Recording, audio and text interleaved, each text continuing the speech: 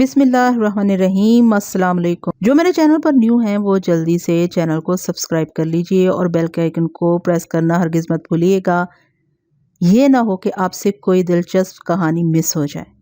تو اس سے پہلے کہ میں اپنے کیس کا آغاز کروں، آپ سب سامعین سے گزارش ہے کہ ہمارے دوسرے چینلز کو بھی سبسکرائب کر لیجئے، ان کے لنکس آپ کو ڈسکرپشن میں مل جائیں گے۔ تو آغاز کرتے ہیں آج کے نیو کیس کا۔ بعض اوقات طبیب مریض کی شکل دیکھ کر مرض کی تشخیص کر لیتا ہے اور بعض اوقات اسے مرض کی تہہ تک پہنچنے کے لیے مریض کا پورا ماضی کھنگالنا پڑتا ہے۔ مجرموں کا معاملہ بھی کچھ ایسا ہی ہوتا ہے۔ بعض جرائم سیدھے سادے ہوتے ہیں اور فوراً گرفت میں آ جاتے ہیں، اور بعض جرائم کی تہہ تک پہنچنے کے لیے ماضی کے نہا خانوں میں جھانکنا پڑتا ہے۔ آج میں جس کیس کا احوال آپ کے سامنے پیش کرنا چاہتا ہوں، اس کی کیفیت بھی کچھ ایسی ہی ہے۔ یہ 1945 یا 46 کی بات ہے۔ ان دنوں میں گرداسپور کے ایک چھوٹے سے علاقے میں متعین تھا۔ 40 سال پرانے اس کیس کی بعض باتیں میرے ذہن میں حاضر نہیں ہیں، تاہم میں کوشش کروں گا کہ سامعین کو ان کی کمی محسوس نہ ہو۔ ایک صبح 3 یا 4 آدمی ایک واردات کی رپورٹ درج کرانے تھانے میں آئے۔ ان میں ایک گورکن تھا اور باقی محلے کے آدمی تھے۔ انہوں نے بتایا کہ گزشتہ رات کسی نے قبروں کی بے حرمتی کی ہے اور کئی قبروں کو کھود کر مردوں کی ہڈیاں ادھر ادھر بکھیر دی ہیں۔ میں نے فوراً چند آدمی ساتھ لیے اور قبرستان پہنچ گیا۔ وہ ایک کھلا قبرستان تھا، ارد گرد کوئی چار دیواری نہیں تھی۔ قبریں بھی بے ترتیب تھیں، جگہ جگہ پہ خضر و جھاڑیاں اگی ہوئی تھیں، جن میں سے بعض 10-12 فٹ اونچی تھیں۔ نصف سے زیادہ قبریں بغیر کتبوں کے تھیں۔ ہم قبروں کے درمیان میں سے ہوتے ہوئے اس جگہ پہنچ گئے جہاں چند قبریں کھدی ہوئی تھیں۔ ان کی صحیح تعداد تو مجھے یاد نہیں رہی، خاصی پرانی قبریں معلوم ہوتی تھیں۔ زیادہ تر لاشوں کی ہڈیوں کے بارے میں یہ فیصلہ کرنا مشکل تھا کہ کون سی ہڈی کس قبر سے تعلق رکھتی تھی۔ 2 قبروں پر کتبے موجود تھے۔ ایک کتبہ سنگ مرمر کا تھا، اس کے ارد گرد گھاس اگی ہوئی تھی اور وہ زمین میں دھنس کر ٹیڑھا ہو گیا تھا۔ میں نے کتبے پر جمی ہوئی مٹی صاف کی اور مرحوم کا نام پڑھا۔ لکھا تھا رئیس زادہ سردار عطا اللہ خان، تاریخ پیدائش 25 فروری 1859، تاریخ وفات 12 اکتوبر 1925۔ اس کے علاوہ کتبے پر مرحوم کے کچھ خاندانی حالات بھی کندہ تھے، جن کا ذکر یہاں مناسب معلوم نہیں ہوتا۔ دوسرے کتبے کا نام دیکھ کر میں تھوڑا سا چونکا۔ اس پر لکھا تھا بابر علی عرف ببر شیر، تاریخ پیدائش جنوری 1898، تاریخ وفات 12 اکتوبر 1925۔ 2 ڈھانچے جو کسی حد تک مکمل تھے ان دونوں قبروں کے پاس پڑے تھے۔ ایک ڈھانچہ رئیس زادہ عطا اللہ خان کا معلوم ہوتا تھا اور دوسرا بابر علی عرف ببر شیر کا۔ اگرچہ دونوں کی وفات ایک ہی دن ہوئی تھی، تاہم ان کی عمروں میں 39 سال کا تفاوت تھا۔ رئیس زادہ عطا اللہ خان نے تقریباً 66 برس کی عمر میں وفات پائی تھی اور بابر علی عرف ببر شیر نے تقریباً 27 برس کی عمر میں۔ وہ ڈھانچے انسان کی بے ثباتی اور بے بسی کی منہ بولتی تصویر تھے۔ کیسے کیسے لوگ تہے خاک ہو گئے تھے۔ اس وقت مجھے اس منظر نے اتنا متاثر نہیں کیا تھا جتنا آج اس کی یاد کرتی ہے، شاید اس لیے کہ اس وقت میں نوجوان تھا اور خود کو قبر سے بہت دور محسوس کرتا تھا۔ بہرحال میں نے رسمی کارروائی کے بعد قبروں کو بند کرنے کی اجازت دے دی۔ جن قبروں پر کتبے نہیں تھے ان کے بارے میں کوئی معلومات حاصل نہیں ہو سکیں، نہ ہی یہ معلوم ہو سکا کہ قبریں کس شخص یا اشخاص نے کھودی تھیں اور ان کا مقصد کیا تھا۔ چند روز کے بعد ایک نہایت ٹھاٹھ باٹ والا شخص مجھ سے ملنے آیا۔ اس نے سفید شلوار، سیاہ شیروانی اور تلے والی دیسی جوتی پہن رکھی تھی جو ہر قدم پر اپنی موجودگی کا احساس دلاتی تھی۔ کندھے پر پستول لٹک رہا تھا اور سر پر کلف لگی ترے والی پگڑی تھی۔ اس کے ساتھ ایک نوجوان تھا جو ویسے ہی لباس میں ملبوس تھا، تاہم اس نے پگڑی کی بجائے نفیس قسم کی کراکلی ٹوپی پہن رکھی تھی۔ اس کی کناروں سے اوپر اٹھی ہوئی مونچھیں عجیب بہار دے رہی تھیں۔ خاصا سجیلا نوجوان تھا۔ پگڑی والے نے میرے ساتھ ہاتھ ملایا اور کہا، ملک صاحب، میرا نام سردار تصدق حسین ہے اور یہ میرا بیٹا فاروق حسین ہے۔ میں نے سنا ہے آپ کے راج میں بڑی اندھیر نگری مچی ہوئی ہے۔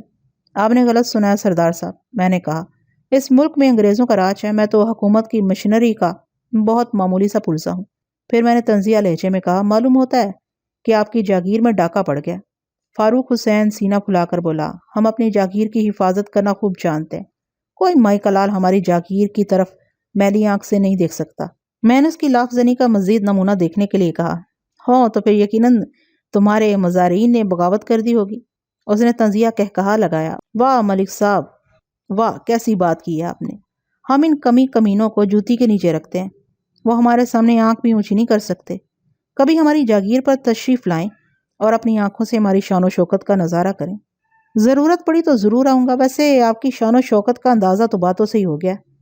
پھر میں نے قدرے تلخ لہجے میں کہا، سردار صاحب میں مصروف آدمی ہوں، لمبی باتوں کا وقت نہیں ہے میرے پاس، مختصر بات کریں۔ کوئی مال مویشی یا چوری ہو گئے ہیں، یا آپ کے کوئی لڑکی اغوا ہو گئی ہے؟ یہ سن کر فاروق حسین کا چہرہ سرخ ہو گیا اور نتنے پھڑپھڑانے لگے، لیکن قبل اس کے کہ وہ کوئی تلخ بات کہتا اس کے باپ نے جلدی سے کہا، ملک صاحب ہم عزت دار آدمی ہیں، ہماری عورتیں ہماری عزت و آبرو کی حفاظت کرنے والی ہیں، آپ کو ایسی بات نہیں کرنی چاہیے۔ سردار صاحب میرے پاس ہر قسم کی وارداتوں کی رپورٹیں آتی ہیں، میں نے کہا، اور جب تک آپ بجھارتے ڈالتے رہیں گے میں اندازے لگاتا رہوں گا، اس لیے برائے مہربانی سیدھی بات کریں تاکہ میرے اندازوں سے آپ کو تکلیف نہ پہنچے۔ وہ سیدھے راستے پر آ گیا، بولا، ہمیں پتہ چلا ہے کہ کسی بدبخت نے میرے مرحوم و مغفور والد کی قبر کی بے حرمتی کی تھی اور ان کی لاش نکال کر باہر پھینک دی تھی۔ جی ہاں، آپ کے والد کے علاوہ چند اور قبروں کی بھی بے حرمتی کی گئی ہے۔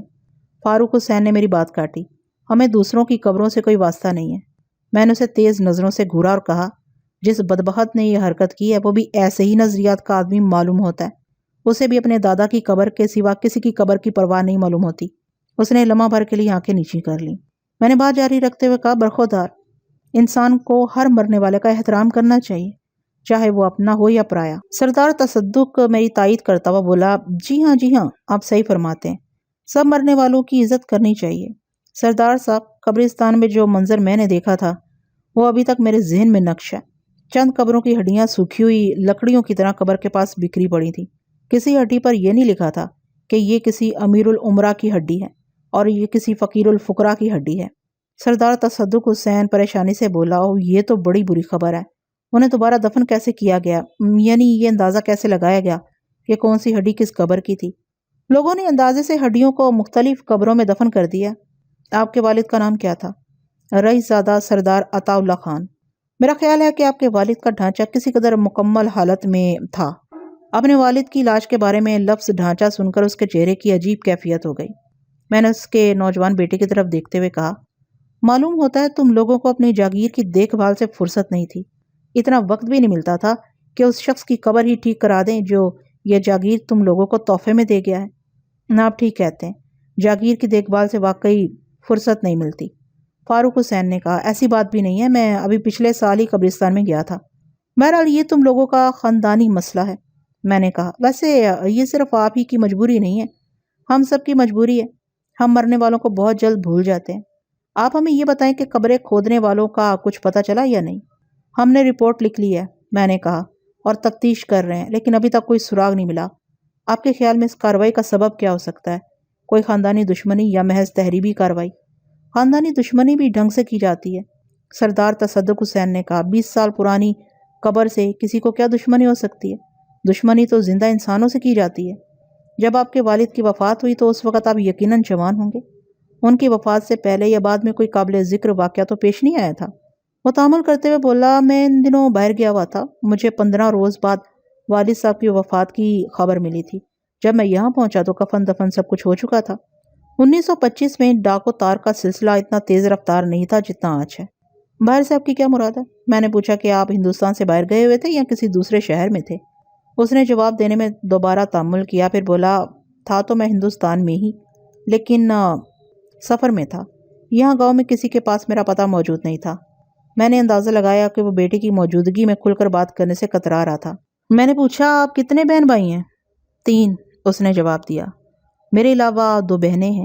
آپ کے والد کی قبر کے نزدیک کے قبر پر کسی بابر علی عرف ببر شیر کا نام لکھا ہوا ہے۔ اس کی وفات بھی اسی دن ہوئی تھی جس دن آپ کے والد فوت ہوئے تھے۔ کیا آپ اس شخص کے بارے میں کچھ جانتے ہیں؟ ملک صاحب، آپ تو غلط لائن پر چل نکلے۔ وہ میرے سوال کو نظر انداز کرتا ہوا بولا، اصل مقصد کی بات کریں، گڑے مردے اکھاڑنے کا کیا فائدہ؟ میں نے پرخیال لہجے میں کہا، جی ہاں، میں بھی یہی سوچ رہا ہوں کہ گڑے مردے اکھاڑنے سے کسی کو کیا فائدہ پہنچ سکتا ہے، لیکن معلوم ہوتا ہے کہ آپ اس معاملے میں تعاون کرنے پر تیار نہیں ہیں۔ وہ اڑتے ہوئے بولا، پتہ نہیں آپ کس قسم کا تعاون چاہتے ہیں۔ پتر فاروق حسین، آؤ چلیں۔